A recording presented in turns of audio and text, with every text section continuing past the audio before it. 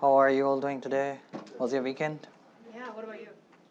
Was busy preparing for the lecture and some other stuff, not my personal stuff, it's related to some other workshops. Yeah, it just passed by quickly. All right, so today we are going to do some exciting stuff. We will be piloting our first project, but before we do that, let's go over what we discussed last time. So we discussed how do we write Python programs. We learned how to use generative AI platform, specifically with an example of AI PyPal, and we also consider like how other platforms respond to our queries. Like we make a comparison of Copilot and the GPT. Then we learned two different ways of developing Python programs. Can anyone recall what are two different ways of writing Python program? Anyone? Yep. Like the apps that we use? Like what app? Like Terminal and VMS? Yeah, exactly. You were raising hand also. Yeah, so there were two different ways of writing Python programs. So first one is using interactive Python interpreter in terminal. You can just pull up the terminal, go into the interactive shell by writing Python command and start writing code. What is the disadvantage of writing code in terminal? Yep. Yeah, so whatever we write, it immediately executes, and when we come out of terminal, like when we exit, you lose everything, whatever you have executed, whatever you have written. Although it looks like it is appearing in front of you, but it is not stored in memory. So you cannot rerun that code. Okay. The other way we discussed was writing Python scripts by saving the code with the .py extension and use any application like Visual Studio Code, PyCharm, or whatever you are comfortable using. We can run the code on those IDEs. If we still have like a file .py with a .py extension, we can still use terminal to run those code. We do not need exactly any IDE for the development, but since we are learning it for the first time, it is better that we get used to using these platforms. We also developed a program for calculating salary, and we were supposed to discuss some other things that I couldn't catch up with due to shortage of time. So these are the things associated with the code that we discussed. I wanted to demonstrate a syntax error, exceptions, and logical errors. So there are three different types of errors that you may encounter very frequently in your journey of programming. So I would want to pull up the code that we developed last time, and I'd like to show you these different types of errors. So first of all, let's talk about the syntax errors. Okay, the syntax error means like if you type in something which is not recognized by Python, and it will throw off an error that this is something which is not recognizable in Python. So for example, if we write this statement print and we forgot to include the closing braces, it will throw off an error. It will raise an objection here. So you can see if you hover over your cursor here, and it will tell you that this was not closed. So we are using this powerful integrated development environment. That is why it is immediately showing us the error. But if you are using any lightweight applications like Atom or some other application which do not have this capability, so you will not get to realize about these errors until you run the code.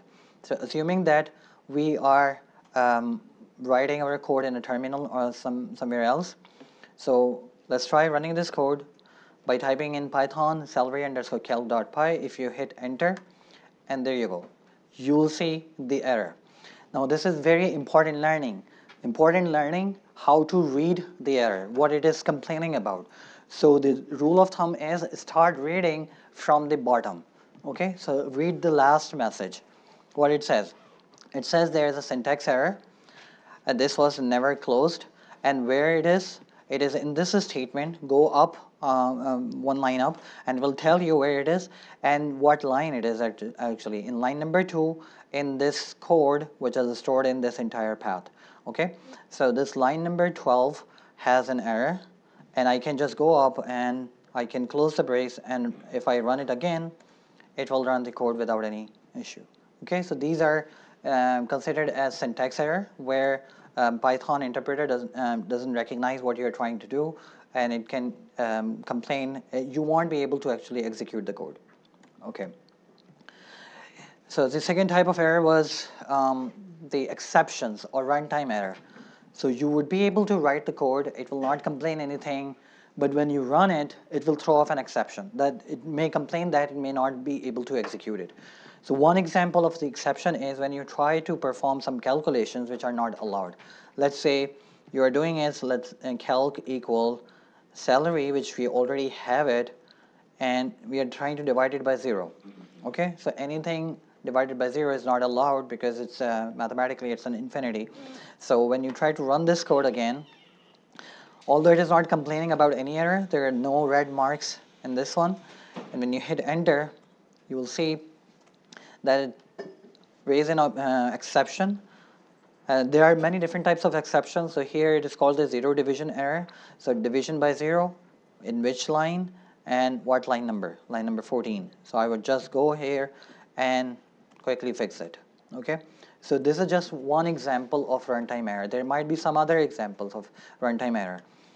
Maybe like you are taking an input from a user and trying to perform mathematical calculations on it without converting it into an appropriate data type.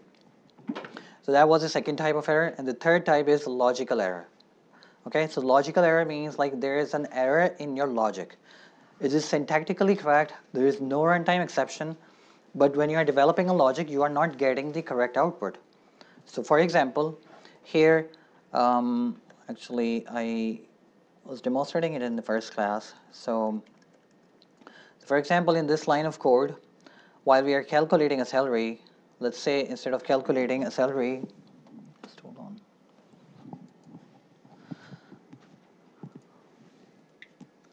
So when we are calculating a salary, instead of multiplying, we mistakenly use the plus symbol. And when I run this code, you say I get the output which doesn't make sense, which may not be an expected one. So you may encounter some kind of similar kind of things, like you're trying to accomplish something but you're not getting the correct output. It means that there is an error in your own logic. Okay, no one can fix it, only you as a developer can fix it. Other, maybe your colleagues who you are working with, they may be able to identify what the problem is, but the logical error must be identified by a developer. Okay, IDE cannot tell you where the error is. All right, so let's go back to what we were discussing. So these are the things that I have just demonstrated to you in our previous example of salary calculation.